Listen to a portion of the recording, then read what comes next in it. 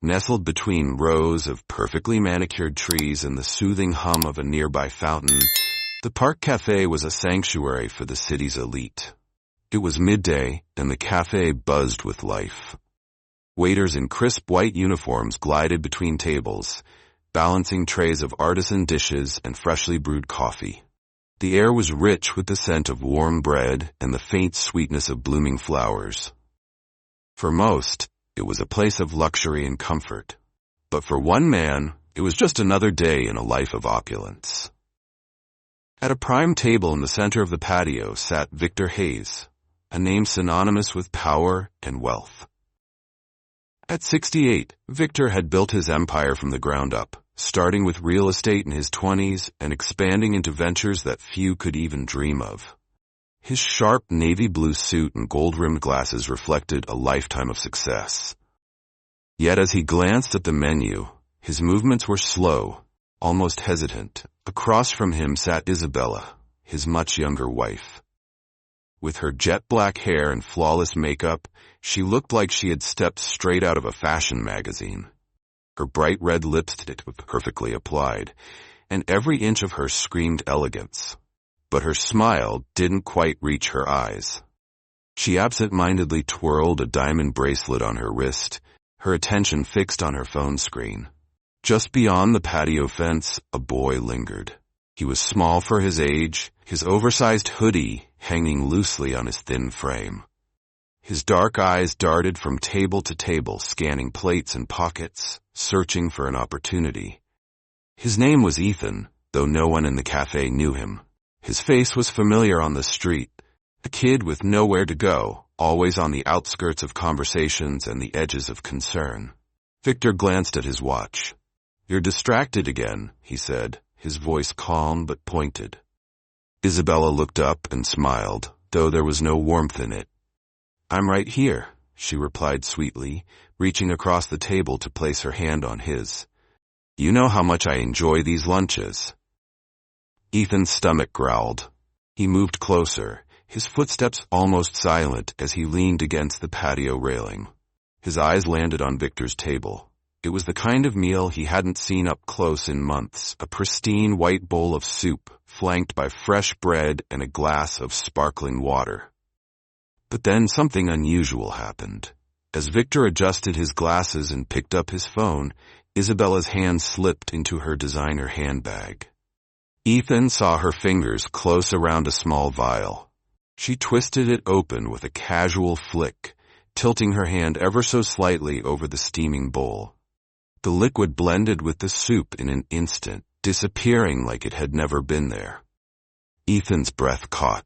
He froze, watching her stir the soup with the spoon, her expression unchanged. Then she leaned closer to Victor, her voice low but just audible enough. "After all the trouble I've gone through, you won't ruin this now." The boy blinked, unsure of what he had just witnessed. Was this real? Could a woman who looked so perfect, sitting in a place so polished, really be doing what he thought? But Ethan couldn't shake the feeling that something was very wrong. His heart pounded in his chest as he crouched lower behind the railing. He wasn't sure what he'd just seen, but the way the woman's voice carried those cold words sent a shiver through him. He clenched his fists, his nails digging into his palms. No one else had noticed. No one else had been paying attention. It was just him. The faint growl in his stomach pulled him back to reality, but his eyes remained fixed on the couple. Victor looked tired, distracted. His spoon hovered over the bowl as he checked his phone. Isabella was all charm and poise again, her smile bright, her hand resting on her chin as if she hadn't just whispered something chilling moments ago. Ethan could feel the weight of the decision pressing down on him. His instinct screamed to walk away. Why get involved? Who would believe a kid like him? A boy in a threadbare hoodie, standing at the edges of a world he wasn't welcome in. He swallowed hard, glancing around at the other patrons. Laughter, chatter, the clinking of glasses. No one cared. No one even noticed him. But his gaze returned to Victor's spoon, now dipping into the soup. Ethan felt his chest tighten. It wasn't just his imagination. He had seen her pour something into it. He knew what would happen if the old man took a bite. His thoughts raced. He didn't know this man, but that didn't matter. Wrong was wrong. The moment stretched endlessly. And then, without thinking, Ethan pushed himself off the railing and marched straight to the table. His legs felt like lead, but his feet didn't stop. His voice cracked as he shouted, "Don't eat that!" Heads turned. Conversations stopped mid-sentence. The clatter of a dropped fork echoed across the café. Victor froze, his spoon inches from his lips, his wide eyes locking onto the boy.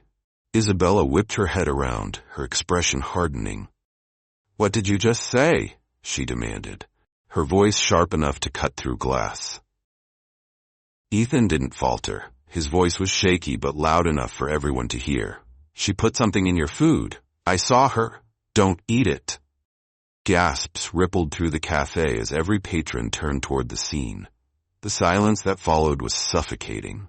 Ethan stood his ground, his chest heaving as adrenaline coursed through him. Victor blinked, glancing between the boy and his wife. "What is he talking about, Isabella?" His tone was calm, but his hand trembled as he set the spoon down on the table. Isabella's composure snapped like a rubber band stretched too thin. She shot to her feet, her chair scraping loudly against the stone floor. "You little liar," she hissed, her voice dripping with venom. "How dare you accuse me of something so vile? Who even let you in here?" The words stung, but Ethan didn't back down. His eyes remained locked on Victor's, desperate to make him see the truth. "I saw her. She poured something into your soup when you weren't looking," he said, his voice steadying as he spoke. "You can smell it if you don't believe me." Victor's face paled as he turned toward his wife, his eyes narrowing. "Isabella, what's going on?" he asked, his voice quiet but firm. She scoffed, waving a dismissive hand. "He's just trying to cause trouble. Look at him. He probably just wants money or food," she spat, the words coming out like poison. Her gaze flicked to Ethan with open disdain. But the boy didn't waver. He stepped closer to the table, his fists clenched. "I'm not lying," he said firmly, his voice rising. "She doesn't want you to know, but I saw everything." Victor's hand lingered over the bowl, torn between disbelief and the gnawing doubt creeping into his mind. But something in the boy's tone made him hesitate. The air around the table seemed to thicken, the once lively café now eerily silent. All eyes were locked on the unfolding drama, their meals forgotten. Victor leaned back slightly in his chair, studying the boy with a scrutinizing gaze. His face bore the marks of a man used to people playing games with him, trying to take advantage of his wealth. But this was different. The boy didn't flinch, didn't look away. "Ethan, is it?" Victor asked, his voice steady though a trace of suspicion lingered. The boy nodded. "Yes. I'm telling the truth. Please don't eat it," he said, his voice soft but insistent. Isabella let out a harsh laugh, crossing her arms as she stared Ethan down. "This is absurd," she snapped, her tone icy. "He's just some street kid looking for attention. Are you really going to entertain this nonsense, Victor?" But Victor didn't answer her. Instead, he picked up the spoon again, this time holding it closer to his face. His hand trembled slightly, not from fear, but from the quiet storm brewing within him. "Isabella," he said slowly, his eyes meeting hers. "You heard him. What exactly is going on here?" Isabella's mask of poise cracked further, her lips pressing into a thin line. "I can't believe you're even asking me that." "It's insulting," she said, turning to the growing crowd, her voice rising. "He's lying. Look at him. He probably doesn't even know who you are. Why would you trust him over me?" The weight of her words hung in the air, but they didn't have the effect she'd hoped for. The crowd was murmuring now, their eyes darting between the three of them. Whispers floated through the air. "Did she really do it? Look at her. She seems nervous. That boy doesn't look like he's making this up." The murmurs only fueled Isabella's fury. She slammed her hands on the table, her polished demeanor gone. Enough of this. Victor, eat your damn soup and let's go, she hissed, her voice trembling with rage. But Ethan wasn't backing down. He took another step forward, his fists clenched tightly. If you won't believe me, then call someone to test it, he said, his voice rising with urgency. You're rich. You've got lawyers, doctors, people who can figure it out. But don't eat it. If you do, you'll regret it. Victor's jaw tightened as he turned back to the bowl. The spoon was still in his hand, but he didn't lift it to his lips. His eyes, tired and calculating, shifted to his wife. Isabella, he said, his voice low, you've been acting strange for weeks now. This? Her face flushed and she stumbled over her words.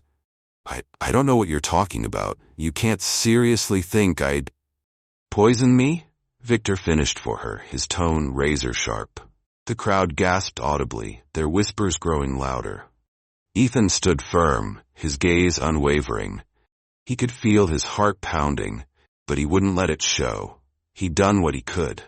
Now it was up to Victor to make the next move. Isabella straightened up, her expression hardening into something cold and unfamiliar. This is ridiculous. I don't have to sit here and listen to this nonsense, she said, grabbing her handbag. But before she could leave, Victor's hand shot out, gripping her wrist with surprising strength for a man his age. You're not going anywhere, he said firmly. Not until we get to the bottom of this. The waiter, who had been frozen in place, finally spoke up. Sir, should I call the police? The question sent a ripple through the café, and for the first time, Isabella looked genuinely panicked. She shook her head violently. Don't you dare. This is just a misunderstanding. Victor, you can't seriously. But Victor raised his hand, silencing her. Yes, he said, addressing the waiter without looking away from Isabella. Call them. Ethan felt a surge of relief, but it was fleeting. The truth wasn't out yet, and the tension was far from over. The cafe held its collective breath as the waiter hurried inside to make the call. Victor let go of Isabella's wrist, his eyes never leaving hers. The once polished charm she wore so effortlessly was now unraveling, replaced by a growing sense of desperation. She glanced around, her lips moving but no sound coming out, as if searching for an escape. Meanwhile, Ethan stood a few steps back, his hands shaking slightly. He'd done all he could, but now he felt the weight of doubt creeping in. What if the man didn't believe him after all? What if she managed to talk her way out of this? He clenched his fists, forcing himself to stay rooted in place. Ethan, Victor said suddenly, his voice cutting through the tension. You said you saw her put something in the soup. Can you describe it? The boy nodded quickly, stepping forward. It was a small bottle, like one you'd use for medicine. Clear liquid. She poured it in when you were looking at your phone, then stirred it. I swear I saw it. Victor's face tightened. He turned to Isabella, who was already shaking her head. This is absurd. He's lying. Why would I? But Victor cut her off. Why would he lie? What could he possibly gain from this? The crowd murmured again, and the sound of sirens in the distance added to the charged atmosphere. Isabella's eyes darted toward the soup, and for a split second, her carefully crafted facade slipped completely. She looked cornered. Then, as if grasping at straws, she rounded on Ethan. You've been spying on us, haven't you? Trying to cause trouble because you're jealous of people who actually have something. The words hit Ethan like a slap, but he stood his ground. I'm not jealous, he said firmly. I saw what I saw, and I couldn't just stand there and let you hurt him. The sirens grew louder, and soon 2 police officers entered the cafe. The room seemed to shrink as they approached the table, their hands resting on their belts.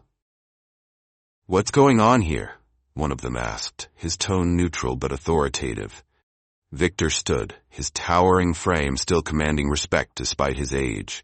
Officers, I need you to take a look at this, he said, gesturing toward the bowl of soup. This boy claims my wife poisoned it. The officers exchanged glances, their expressions carefully blank. One of them leaned down, sniffing the bowl cautiously, then turned to Isabella. Ma'am, do you have anything to say about this? Her face turned crimson. This is ridiculous. He's just a street kid trying to make trouble. Victor, you're really going to let this nonsense go this far? But the officer wasn't buying her deflection. We'll need to test the contents, he said, reaching for the bowl. No. Isabella snapped, her voice rising. The outburst drew even more attention, and her sudden panic only made her look guiltier. The officer paused, narrowing his eyes. Ma'am, is there something you'd like to tell us before we proceed? Isabella hesitated, her chest rising and falling rapidly. She looked at Victor, then at the officers, her hands trembling as she clutched her handbag. Finally, her resolve crumbled. Fine, she spat, her voice low but dripping with venom. You want the truth? I'm tired of living in his shadow, tired of his control over everything. He was never supposed to make it past this year, and she stopped abruptly, realizing too late that she'd said too much. The cafe erupted in gasps. Some patrons pulled out their phones to record the scene. Victor's face went pale as the weight of her confession hit him like a truck. The officer stepped forward, his expression grim. Ma'am, I'm placing you under arrest for attempted murder. Please put your hands where I can see them. Isabella's composure shattered completely. She screamed, trying to wriggle free as they secured her hands behind her back.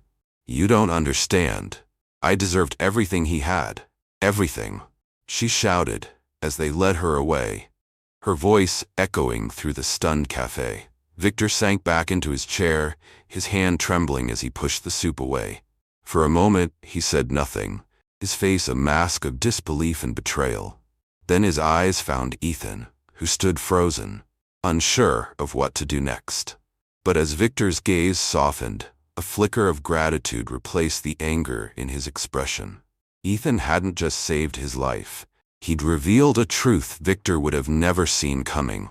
The cafe slowly returned to a low hum of whispers and murmurs as the officers escorted Isabella out, her protests fading into the distance. Patrons exchanged wide-eyed glances, still reeling from what they had just witnessed. Some looked at Victor with pity, others with curiosity. But Ethan didn't move. He stood rooted to the spot, unsure if he was supposed to stay or slip away quietly. Victor turned to the boy, his face still pale, but his eyes now steady. Ethan, he said softly, gesturing to the seat across from him. Sit. Ethan hesitated, glancing around at the onlookers, but Victor's voice carried a weight that made him obey. Slowly, he sank into the chair, his shoulders tense. You saved my life, Victor said, his voice low but firm. I don't know how I can ever repay you. Ethan fidgeted, his hands gripping the edge of the table. I couldn't let it happen, he said quietly. I couldn't just watch and say nothing. Victor nodded, his gaze distant for a moment, as if replaying the entire ordeal in his mind. Most people would have, he said after a pause. They would have turned the other way, pretended they didn't see. But you didn't. That took courage, boy. Ethan shrugged, his voice barely above a whisper. I guess I don't like seeing people get hurt. That's all. Victor leaned back, studying the boy. For the first time, he seemed to really see him. Not just as a scrappy kid on the streets, but as someone with a story, a soul. How long have you been out here? He asked. The question caught Ethan off guard. He looked away, his voice tinged with embarrassment. A while. Victor frowned but didn't press. Instead, he reached into his pocket and pulled out a sleek black phone. Wait here, he said, standing and stepping aside to make a call. Ethan watched him, unsure of what to do. His heart pounded with anxiety. Was he in trouble now? Was Victor going to call someone to have him removed? But when Victor returned, his expression was calm, almost kind. Help is on the way, he said simply. Help? Ethan asked, his brow furrowing. Victor nodded. I called someone I trust. They'll make sure you have a place to sleep tonight, somewhere safe. And if you'll let me, I'd like to do more than that. The boy's eyes widened. You don't have to do that, he said quickly, his voice defensive.